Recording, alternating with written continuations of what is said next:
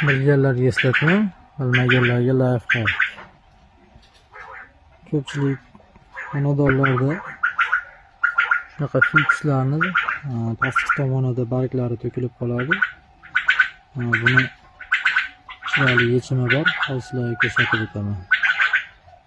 Mana bu havoda ildiz ottirish usuli deyiladi. Buni tayyorlash sirlarini ko'rsatib o'taman hozir. Bizga kerak bo'ladi 1 martali stakan. Bu gulni diametriga qarab tayin teshib olinadi, yonboshni kesib olinadi.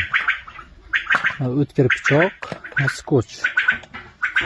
Ichi grunti, mana to'rif, begomus aralashtirilgan sho'li qipig'i bilan birga.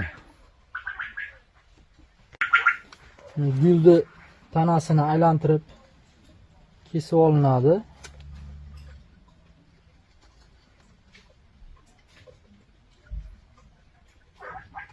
Taxminan 2 sm atrofini tanasi po'stlog'ini ajratib olinadi.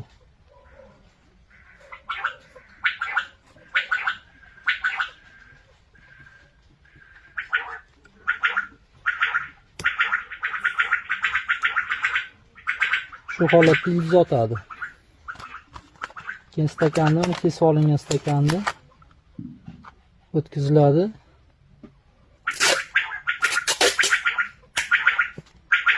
Buni sko'shlab qo'yiladi.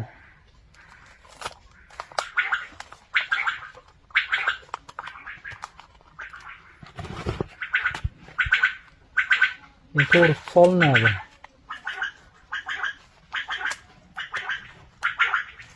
Bu taxminan 20 kun atrofida ildiz otadi. Keyin kesib olinadi. Ozgina suv quyiladi. Kesib olingandan keyin tagi shu holatda shoxlaydi. Tepasi bo'lsa mana yana oldingi holatdek chiroyli